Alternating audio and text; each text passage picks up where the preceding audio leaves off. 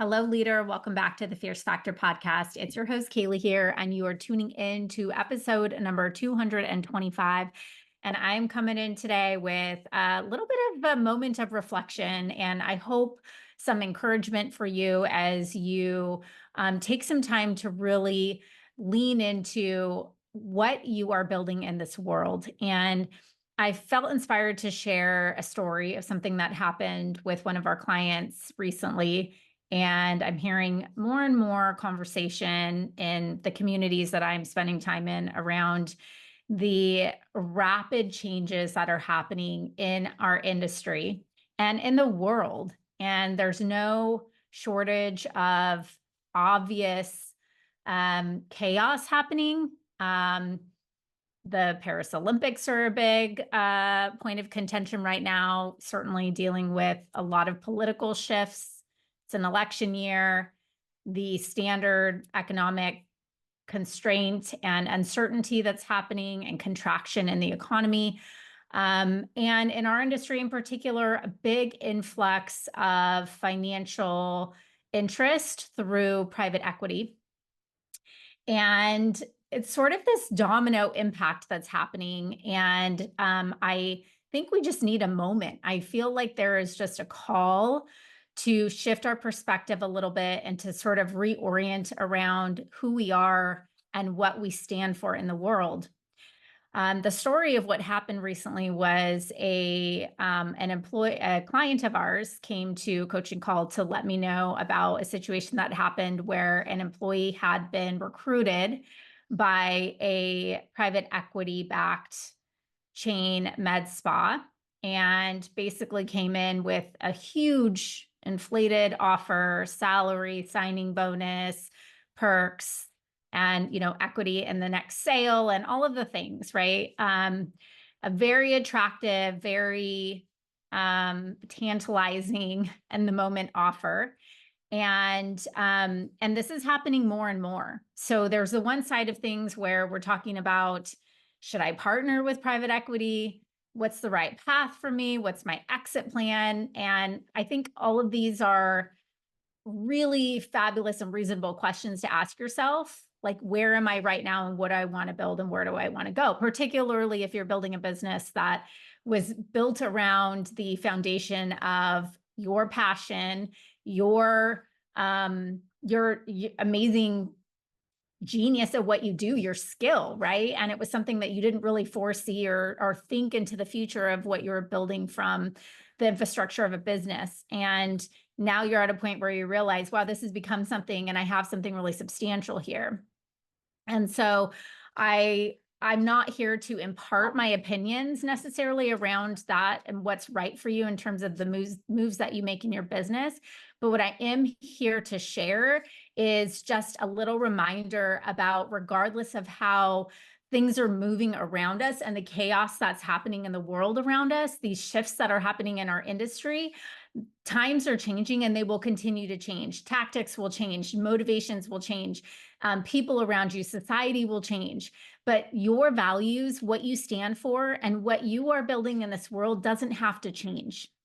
In fact, if you are worried about having to conform or you're concerned about the consolidation of all of these other big businesses around you because of private equity, and you're not sure how that's going to impact you in terms of your ability to compete in the marketplace, I want to assure you that the fact that you are thinking about this is a huge advantage for you. And I think it's important for us to have this conversation so that not only you feel really confident and are aware and recognize that things are happening around me, but that I feel really confident as a business owner pursuing the path that I'm on and enrolling my team into that vision, not to waffle and feel reactive about the things that are happening around us. And so I want to just chat today a little bit about what's happening and how we can continue to build the business of our dreams by staying true to our core values. So what we do know right now is that there are a lot of companies that are partnering with private equity for access to capital and funds to help their business grow and expand and innovate. And that's one way, right? One reason of partnering with or seeking out investment, be it via private equity or another route. With that might come, a bigger infrastructure, a bigger ecosystem of support on the business side. People that maybe have better experience in management or can provide some strategic guidance. Companies are partnering with private equity for an increase in resources. So maybe building new infrastructure, new locations, bringing in new technology, enhancing processes, right? All of the stuff that's going to help them strengthen as a business. And with strong financial backing, company can scale more rapidly than if you're an original founder owner. But what we need to be aware of and help our employees understand is that when partnering with private equity, there's also a lot of other potential windfalls and other things that are happening that just like anything in life with the pros, there are always cons. And so there is a huge potential for a loss of control as a business owner or as an employee as you're coming into this new experience where you become essentially a piece of a big corporation. You will lose a significant amount of decision making and power to investors because ultimately the point is you're not the boss anymore. There is another boss. There's pressure to deliver on returns. PE firms often have to expect and are expected to produce quick returns on their investment, which could lead to aggressive cost-cutting measures. And the biggest thing about that for me, as a founder who cares so much about the values that we bring into the world and the reason that we get up and do what we do is that can present a huge culture clash, right? Differences in management style, company culture, that can lead to conflicts in the business. And it can essentially put somebody in a situation where the beautiful thing that they work to build for years and years and years, the thing that becomes your baby, that's your heart, or for an employee to go into a new environment where maybe a business prior to being PE backed acted and felt and had a reputation one way, that can shift. Right. And the point is that there's a tremendous focus on profit. So the primary goal of private equity is to make a financial return. And this could lead to decisions that prioritize profits over long-term sustainability and certainly over the health and wellness and well-being of its employees. Okay. And this is ultimately this whole exit strategy. That's the point. There wouldn't be an exit and there wouldn't be another sale if there wasn't a very lucrative, highly profitable, bigger business that was being built to then sell. I think it's important to be prepared to confidently reassure our team members about what they have. Somebody asked me a question on Instagram recently, like, how do I let my team know how good they have it without telling them how good they have it? And I thought that was really funny. And I think first we have to know how good we have it. We have to be so confident and so reassured in the fact that we're building something that can stand alone, that can be competitionless, that has its own unique place in the world, so that we can come in confidently and share that with our team. And so we help them really understand what it is that they have by being an employee with our company. So I would say to help your employee understand that there are some critical factors to consider if they're looking to make a change, to move somewhere, to go work for a bigger salary, right?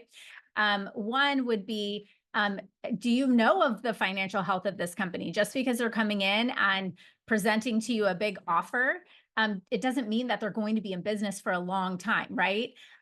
Remember that just because the company appears to be in good financial health doesn't mean it has the means to meet debt obligations in times of economic fluctuations. So I think it's important for anybody to really know what is the financial health. Look at statements, look at financial reports, make sure that you're talking to somebody who's completely transparent about that, because I've seen time and time again, people get burned.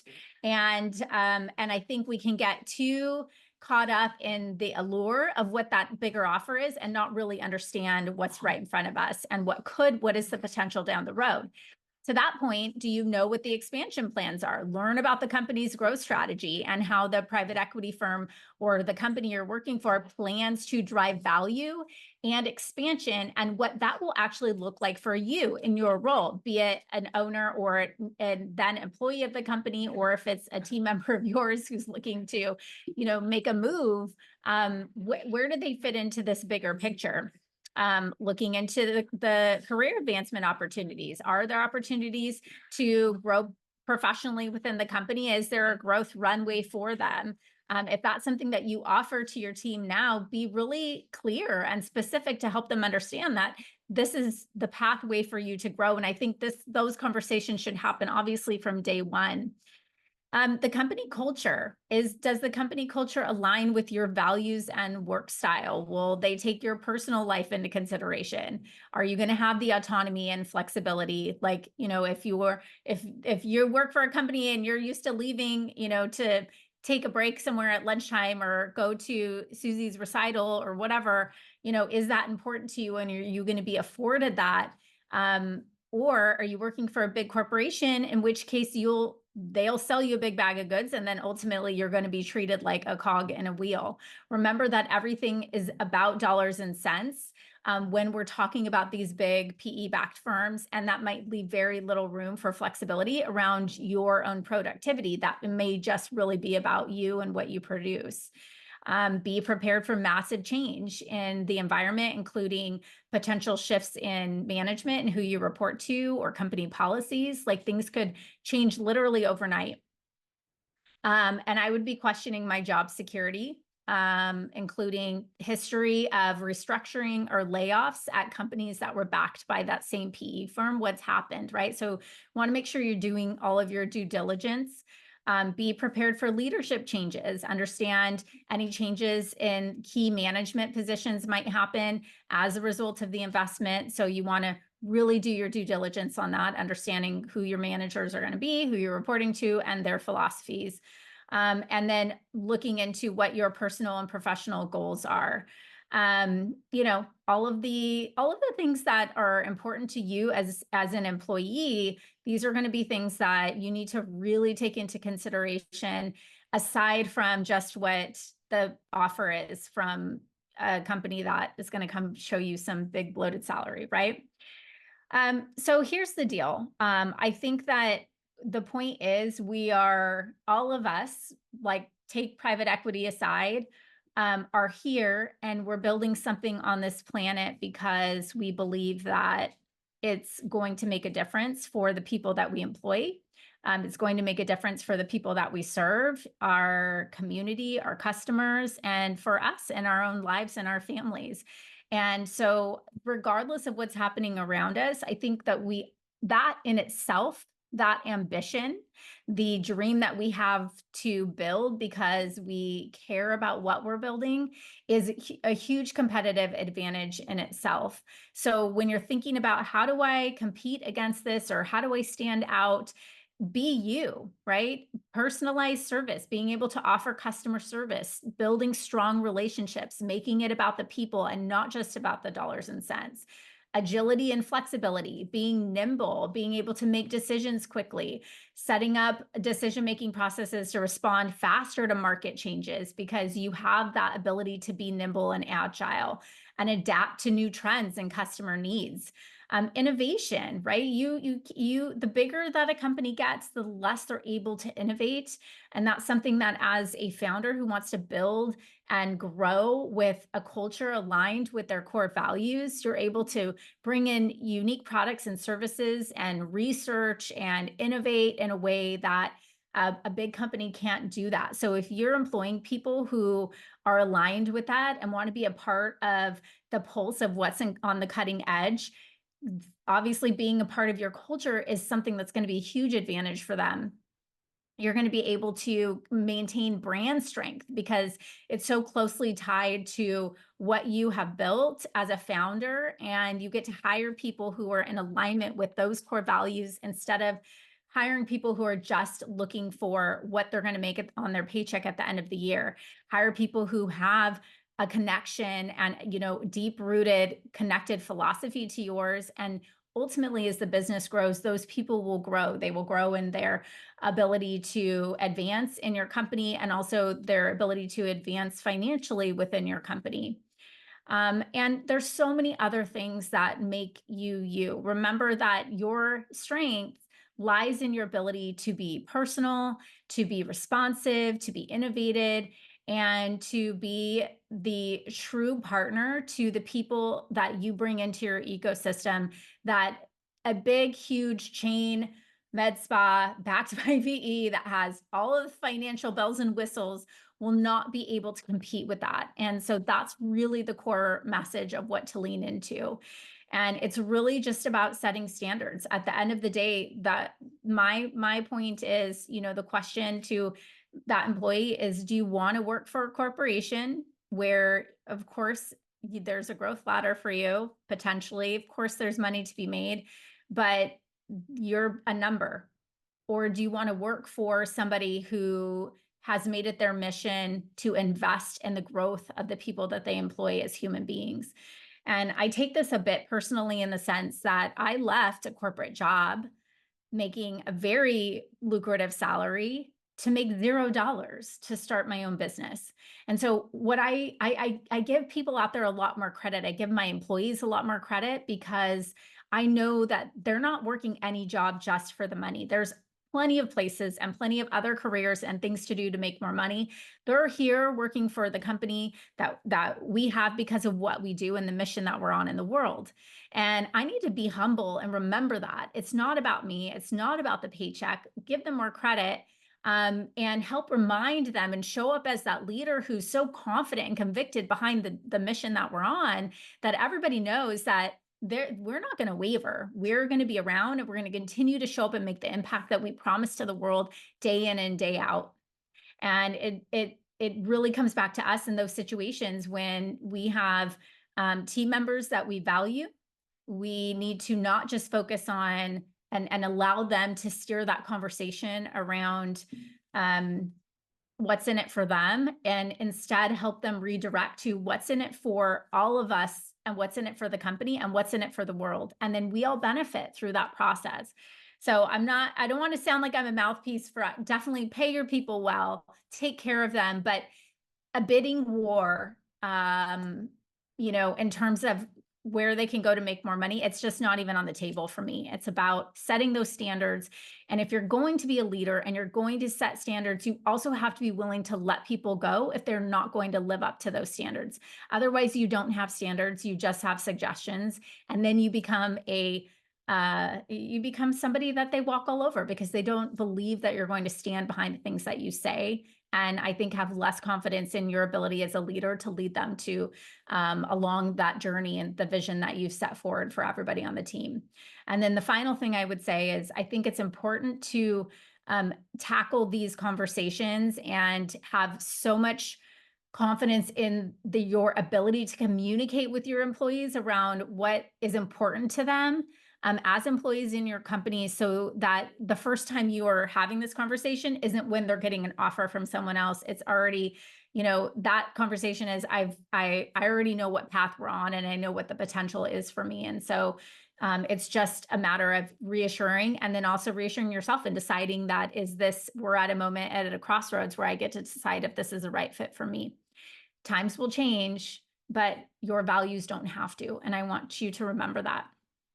All right, Goddess, that's all I have for you today. I hope that this gives you just some things to think about and hopefully a little nudge to sit down and have those really important conversations with your team about the mission that you're on and what the vision is for you all for the future, because you have a huge competitive advantage, and you will take your team there if you stand up and work to become that leader who's capable of leading them to the final destination. All right, thanks so much. I'll see you same time, same place next week.